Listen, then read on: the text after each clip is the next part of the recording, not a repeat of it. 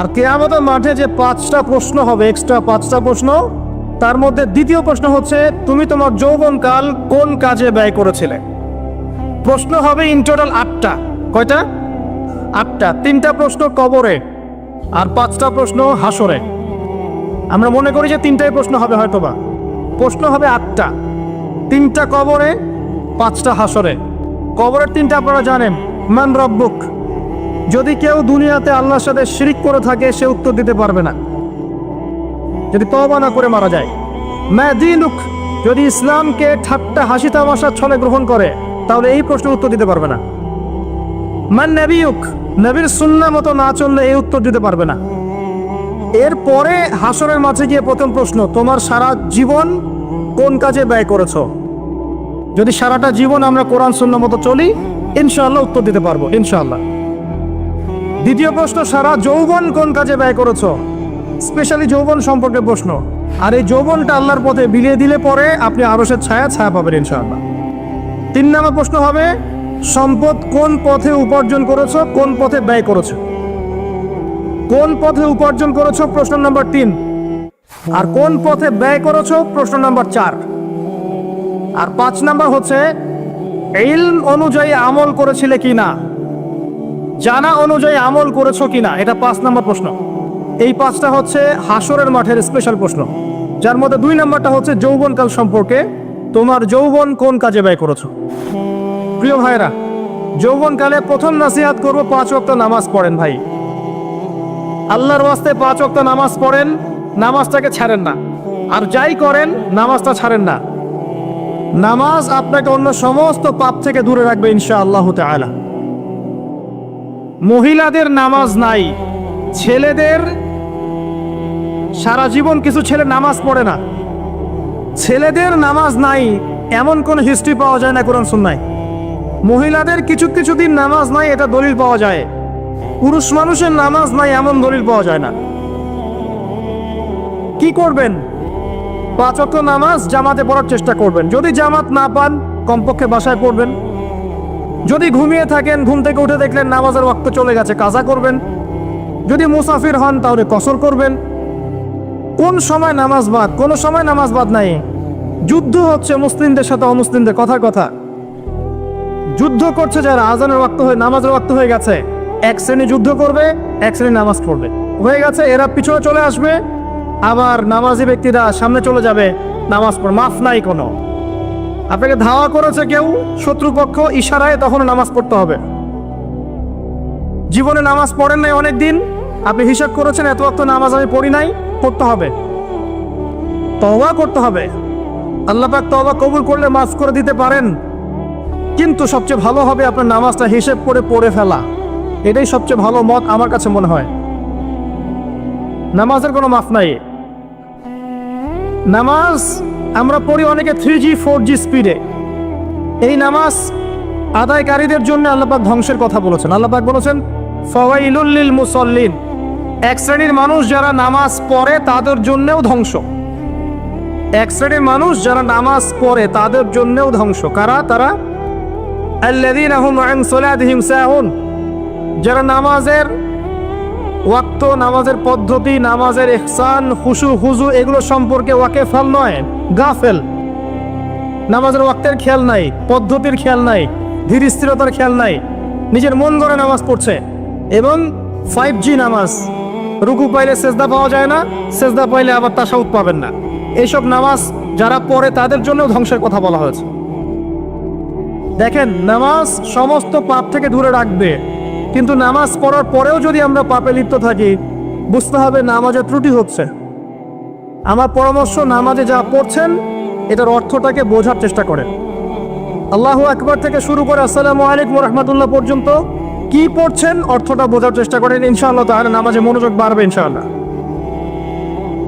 আরেকটা টিপস হচ্ছে, নামাজ শুরু হবে যখন জামাত, তার কিছুক্ষণ আগে মসজিদে গিয়ে 2 রাকাত নামাজ পড়ে বসে থাকেন, নামাজে মনোযোগ বাড়বে ইনশাআল্লাহ। আরেকটা টিপস হচ্ছে, প্রত্যেক নামাজের আগে ওযু করেন, মেসওয়াক করেন, নামাজের মনোযোগ বাড়বে ইনশাআল্লাহ। আরেকটা টিপস বলবো, প্রত্যেকদিন একই সূরা পড়বেন না, সূরাগুলোকে চেঞ্জ করতে থাকেন, দেখবেন আপনার নামাজে মনোযোগ বাড়বে ইনশাআল্লাহ। আল্লাহ পাক আমাদেরকে 5 ওয়াক্ত নামাজি হওয়ার তৌফিক দান করুন, আমিন।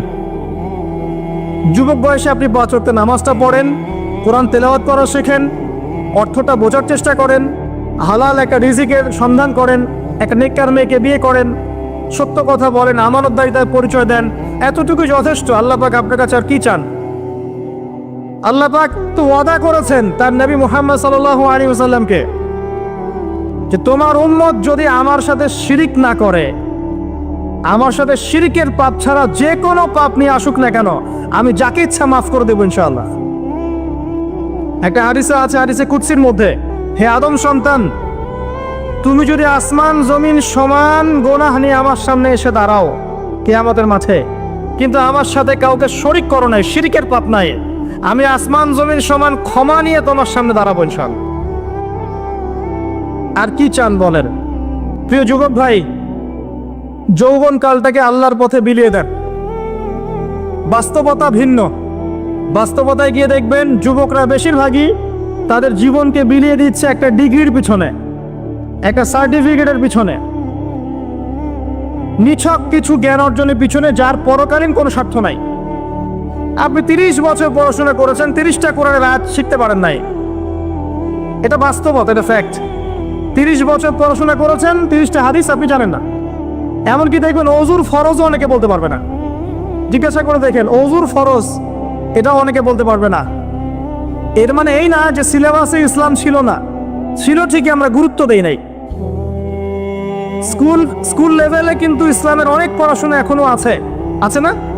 আমরা কতটুকু গুরুত্ব দিই সেটা হচ্ছে কথা, কতটুকু গুরুত্বের সাথে পড়াই। আমরা তো পরীক্ষায় পাশের জন্য পড়ি, আর সবার তো মাদ্রাসায় পড়ার সৌভাগ্য হবে না। তাহলে আপনি কি করবেন? আপনার জন্য সবচেয়ে সেরা একটা মাধ্যম হচ্ছে আপনি আলেম ওলামা সোহবতে গিয়ে পড়ে থাকেন। বড় বড় যে রিনাউন্ড ওলামায়ে কেরাম আছেন তাদের কাছে গিয়ে কোরআন পড়া শেখেন, হাদিসের ইবারত পড়া শেখেন, আরবি ভাষাটা শেখেন।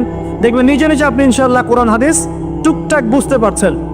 এরপরও যেটা পারবেন না তাদেরকে জিজ্ঞাসা করবেন, সলিউশন নেবেন, সিম্পল। আর পড়াশোনা করেই মানুষ সবকিছু শেখে না, আলেমকে দেখে শিখতে হয়, সোহবতে গিয়ে শিখতে হয়। আল্লাহ পাক বোঝার তৌফিক দান করুন, আমিন। প্রিয় ভাই, বাস্তবতা ভিন্ন। বাস্তবতা হচ্ছে আমরা ডিগ্রির পিছনে, সার্টিফিকেটের পিছনে সময় নষ্ট করছি, একটা চাকরির জন্য সারা জীবন ঢেলে দিচ্ছি, মনে করছি রিজিকের মালিক আমি নিজেই, হালাল হারামের কোনো পরোয়া করছি না, একটা হারাম জবকে পাওয়ার জন্য দিন রাত উজাড় করে দিচ্ছি। বাস্তবতা হচ্ছে এই যে সারাটা জীবন আমরা আল্লাহর পথে বিলিয়ে দিচ্ছি না, অনেকে গার্লফ্রেন্ডের পিছনেও বিলিয়ে দিচ্ছি। একটা দুইটা দিয়েও পোষাচ্ছে না, এখন 10টা 20টা করে গার্লফ্রেন্ড লাগে।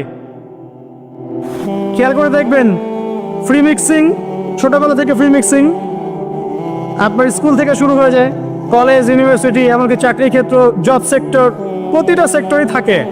এক পর্যায়ে দেখা যায় হারাম রিলেশনে জড়িয়ে যায়, তারপরে যদি ব্যর্থ হয় প্রেমে, তাহলে হয়ে যাবে মাদকের কাছে, না হলে সঙ্গীতের কাছে, না হলে গুন্ডামি মাস্তানির কাছে, কিছু একটা কাছে গিয়ে সে প্রশান্তি খুঁজতে চাবে।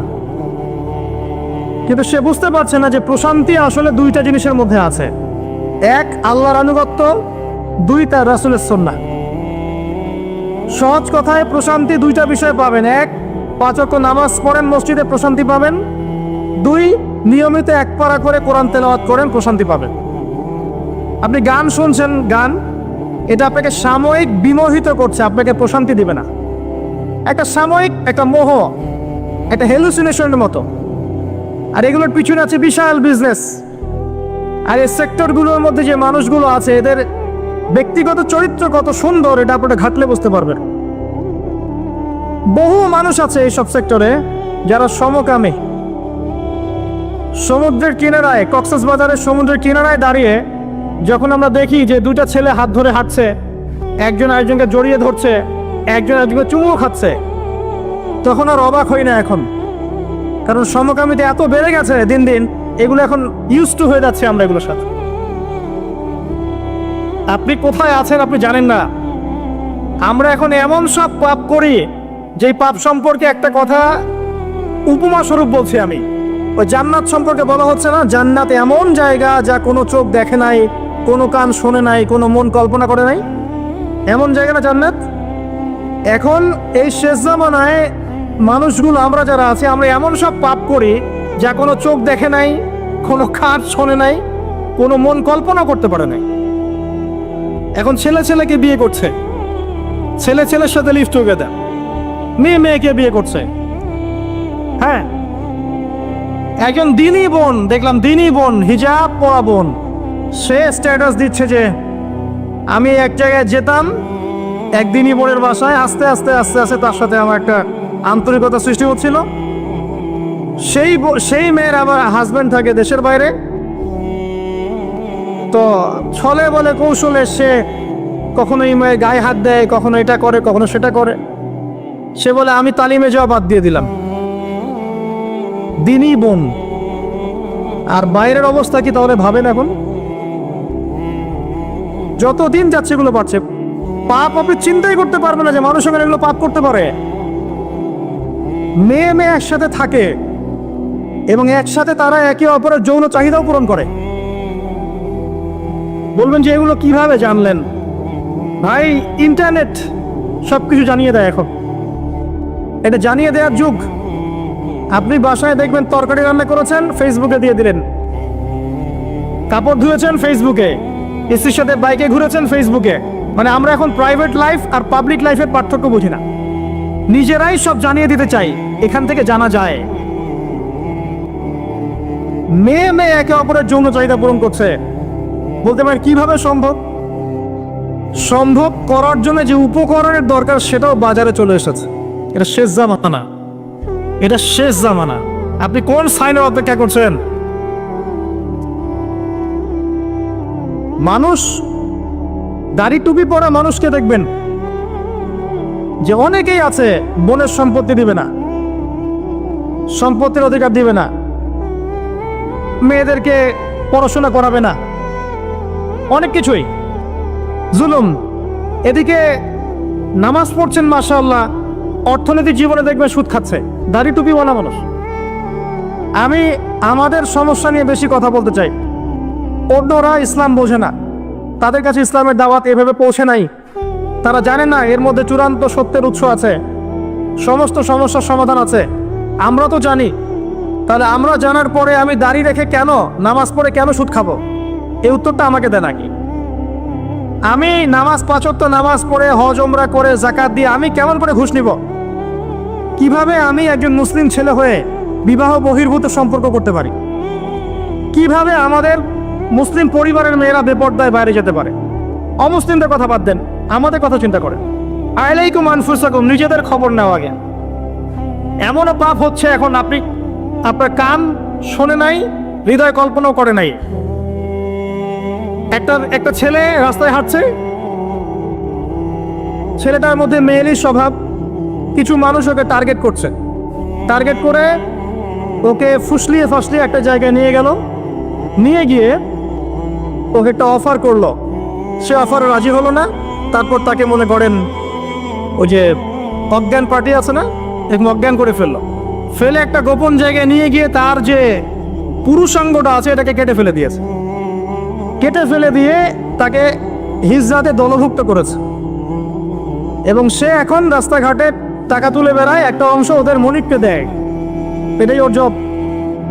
এখানে প্রশাসনের অনেক ভাই আছে, আমি জানি, তারা জানে বাস্তবতা কি জিনিস। কল্পনা করতে পারবেন না যে এদের মধ্যে গ্রুপিং আছে, কোথায় থাকবে, কে কতক্ষণ, কত ঘন্টা, এটা টাইম নির্ধারণ করা আছে। কেউ কেউ স্বেচ্ছায় হিজরা হচ্ছে যাতে করে টাকা কামাই করা যায়। জানেন কোথায় আছেন? একটা মেয়ে একটা বাচ্চাকে নিয়ে ঢাকা শহরের মিরপুরের ফুটপাতে দাঁড়িয়ে আছে। বাচ্চা বাচ্চা ওঠে না। দীর্ঘ সময় অবজার্ভ করছে যে বাচ্চা এতক্ষণ ঘুমের কারণ কি। ডেকে জিজ্ঞাসা করা হলো বাচ্চা কার, যে বাচ্চাকে দেখে আপনি টাকা তুলছেন। বললো আমার বাচ্চা। কিছুক্ষণ পরে একজন তাকে এসে সেভ করে নিয়ে চলে গেল, যেহেতু গন্ডগোল হচ্ছিল। পরে সেই এলাকার স্থানীয় এক ভাই, সেখানকার পলিটিক্যাল একজন ভাই, সে আমাকে বোঝাচ্ছে যে আসলে ভাই বিষয়টা অন্যরকম। কি বিষয়? বিষয়টা হচ্ছে যে এক শ্রেণীর মেয়ে আছে এই শহরে যারা বাচ্চা ভাড়া দেয়, আর এক শ্রেণীর মেয়ে আছে যারা বাচ্চা ভাড়া নেয়। যারা বাচ্চা ভাড়া দেয় তারা এই ভাড়ার বিনিময়ে টাকা পায়, আর যারা ভাড়া নেয় তারা বাচ্চাকে রাস্তায় শুইয়ে দেখায় যে বাচ্চা অসুস্থ, টাকা দেন, সাহায্য করেন। তো বললাম যে বাচ্চা এতক্ষণ ঘুমায় থাকে কিভাবে? তোর ভাই বাচ্চা ঘুমায় থাকে না, ঘুমের ওষুধ খাওয়ায় রাখি। ওই বাচ্চা কি অপরাধ? হৃদয় কল্পনা করবেন এমন পাপ মানুষ করছে এখন।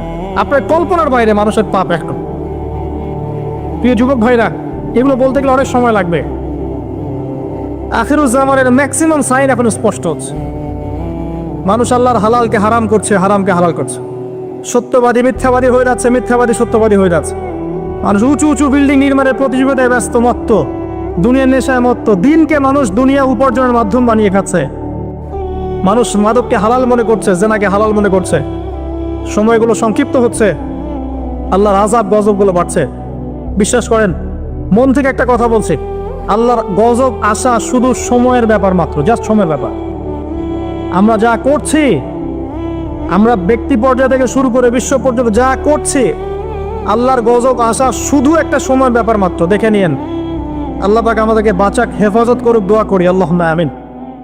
আল্লাহর কাছে দোয়া করি, আল্লাহ, যে মানুষগুলো এই পৃথিবীতে আছে তোমাকে ডাকছে, নীরবে নিভৃতে তোমাকে ডেকে চোখের পানি ফেলছে, যাদেরকে তুমি এই পৃথিবীতে তোমার অর্পিত দায়িত্ব দিয়েছো, যারা যথাযোগ্যভাবে পালন করছে, এদের ওসিলায় হলো আমাদেরকে হেফাজত করো। আমিন। আল্লাহ রাব্বুল আলামিন আমাদের সবাইকে যেন এই জেনা, ব্যভিচার, পরকিয়া, তারপরে সুদ, মাদক, সমকামিতা, ট্রান্সজেন্ডার, এই সমস্ত ফিতনা থেকে আল্লাহ আমাদেরকে হেফাজত করেন। আমাদের এই যুবক যুবতীদেরকে আল্লাহ বা খাস করে এই চলমানের জাহিলিয়াতগুলো থেকে হেফাজত করেন। আমি প্রত্যেক পরিবারের কর্তা সতর্ক হয়ে যান। প্রত্যেক পরিবারের যে ভাই আছেন, যে বাবা আছেন, সতর্ক হয়ে যান। আপনার পরিবারটাকে আপনি শক্ত হাতে দমন করেন, কঠোরভাবে। দেখবেন ইনশাআল্লাহ অ্যাটলিস্ট আপনার ঘরটা পবিত্র রাখেন। সবাই যার যার পরিবারের দায়িত্ব নেই, ইনশাআল্লাহ দেখবেন সমাজ ঠিক হয়ে গেছে। ইনশাআল্লাহ আমার স্ত্রীকে আমি এসব করতে দিব না, ওর ক্ষমতা আছে করবে, করলে ওকে আমি তালাক দিয়ে রেখে দিব, শেষ, সোজা কথা। ও আমরা এইভাবেই কথা বলি বাসায়, এক কথায় চলবে, এক কথায় উঠবে, এক কথায় বসবা, দ্বিতীয় কথা যেন বলতে না হয়। একদিন একটাই শুনে মানে ঝগড়া তুল কালাম হয়ে গেল। আমি রাগ কন্ট্রোল করতে পারলাম না। বলছিলাম যে হাত মোজা ভালো করে পড়তে। হাত মোজা, হাত কথা বলার সময় দেখেন, যদি আমি হাতে ভাবে উঁচু করি দেখা যায় এতটুকু। আমি বাসায় গিয়ে বলছিলাম যে হাত মোজা খুব ভালো করে এই পর্যন্ত পড়তে। এইটুক নিয়ে মনে হয় আমি 10 মিনিট ঝাড়ি দিয়েছি, মানে বকা দিছি আর কি। একদম মাথা নিচু করে শুনছে, একটা কথা বলেনি। আমি আমার পরিবারটা ঠিক করলে কেন আমার মানে স্ত্রী বাইরে যাবে, কিভাবে যাবে? আমি বলতেছি না যে সে বাইরে যাইতে পারবে না, প্রয়োজনে তার প্রয়োজন পূরণ করতে পারবে না, এমন তো না বিষয়টা। বেপর্দায় এভাবে যাবে কেন? বেপর্দায় ফিতনার মধ্যে কেন যাবে? আমার মেয়ে, আমি জন্ম দিলাম, আমি বড় করতেছি, আমি খাওয়াই, মানে আমি খাওয়াই বলতে মানে কি, আমরা উপার্জন করে আমরাই খেতে খাওয়াই নাকি? আমরা ওসিলা না রিজিকের, আমরা কামাই রোজগার করে নিয়ে আসি। আমি খাওয়াই বলতে বোঝাচ্ছি আমরা কামাই রোজগার করে নিয়ে আসি, আমাদের ভালোবাসা দিই, মহব্বত করি, তিলে তিলে আদর মহব্বত দিয়ে বড় করি। আমার মেয়ে কেমন করে বাইরে যায়? কেমন করে বাইরে যান? কোন সাহসে যান? আমি বাবা হয়ে বেঁচে থাকতেও কিভাবে যাইতে পার? গেলে ওকে একদম খাবার বন্ধ করে দিবে। আমার ছেলে বালেগ হয়েছে, নামাজে যাবে না কেন? যাবে না কেন? যদি না যায় আমি ওর খাওয়া বন্ধ করে দিব। শাসন করতে হবে সবসময়, কিন্তু মিষ্টি কথা চিরা ভিজে না। আল্লাহ পাক কোরআনের মধ্যে হেদায়েত দিতে উৎসাহিত করেছেন, এখানেই আবার আইনগুলো নাজিল করেছেন। মানে সবসময় মানুষকে দাওয়াত দিয়ে বুঝিয়ে সুঝিয়ে কাজ হয় না, মাঝে মাঝে পিটান লাগে না? শাসন লাগে না? লাগে। তো আমরা যদি আমাদের পরিবারের মেয়েদেরকে নিয়ন্ত্রণ করতে পারি, ছেলেদেরকে নিয়ন্ত্রণ করতে পারি, দেখবেন আস্তে আস্তে ইনশাআল্লাহ এটা কমে গেছে। আর যদি এভাবেই গা ছাড়া দিয়ে দেন, আমি বলেছি বেশি দিন লাগবে না, আর 10টা বছর করে নাউজুবিল্লাহ আমরা আশ্রয় চাই আল্লাহর কাছে, এমনটা যেন না হয়। দেখবেন যে এটা এমন হারে বেড়ে গেছে যে ঘরে ঘরে সমকামিতা ঢুকে যাইতে পারে। নাউজুবিল্লাহ। এই তাদাত, এই সংখ্যা দিন দিন বাড়তেছে। আপনাদের শহরে, আপনাদের এই অনেক এই যে এখানে আমি অনেক মাহফিল করেছি, অনেকেই আমাকে চিরকুট দিয়েছিলেন যে ভাই এখানে সমকামিতা বেড়ে যাচ্ছে, এই বিষয়ে কিছু বললেন। চিন্তা করেন, ভিতরে ভিতরে এগুলো চলতেছে, হোটেলে চলতেছে। আপনারা ভালো মানুষ যে বসে থাকলে হবে না। এত ভালো মানুষও তো আল্লাহ পাক বলেন নাই। আল্লাহ পাক বলেছেন সৎ কাজ আদেশ করো, অসৎ কাজ এটি করো, নিষেধ করো, এবং আপনি আপনার জায়গায় আল্লাহ বিরোধী কোনো কিছুকে প্রশ্রয় দিবেন না। ব্যাস, সরকার কোথায় যায় যাক, প্রশাসন কি করে করুক, ওটা আমার দেখার দরকার নেই। আমি আমার জায়গা থেকে আল্লাহ এবং রাসূলের বিরুদ্ধে কোনো কাজ করব না, সিম্পল। এই যে ইতিহাসটা ওরা জানতো না, এই সেন্ট ভ্যালেন্টাইন্স ইতিহাসটা বলো, ওরা কি জানে? এই যে কত সালে এটা বাংলাদেশে আসছে, ওরা আসলে জানে? কে নিয়ে আসলো? দেখেন, ওটা তো বললামই, ওটা আনার পরে জেনা, ব্যভিচার, ফেমিক্সিং, বাণিজ্য সব বেড়ে গেল। এটাকে কেন্দ্র করে কর্পোরেটরা এখন বাণিজ্য করতেছে। শুধুমাত্র এই দিবসে শোনেন, আর এগুলো বলতে চাইনি, আমি বলতে বাধ্য হচ্ছি, শুধুমাত্র এই দিবসে কোটি কোটি টাকার কন্ডম বিক্রি হয়, জানে? এটা শুধু শুধু কয়েকটা কান্ট্রির পরিসংখ্যান। সারা বিশ্বের পরিসংখ্যান দিলে তো আপনার চোখ কপালে উঠে যাবে। কি হচ্ছে আর কি হচ্ছে না। যেখানে আল্লাহ রাব্বুল আলামিন বলছেন চোখ নিচু করো, কাছেও যেও না, ওটা তো কোরআনে পড়ে থাকলোই, ওটাকে লঙ্ঘন করে জিনা হচ্ছে, ব্যভিচার হচ্ছে, অবৈধ সম্পর্ক হচ্ছে, প্রচুর ধর্ষণ হবে কালকে। আর ধর্ষণ হলে আমি বলবো শুধু ছেলেরা দায়ী না, মেয়েরাও দায়ী আছে।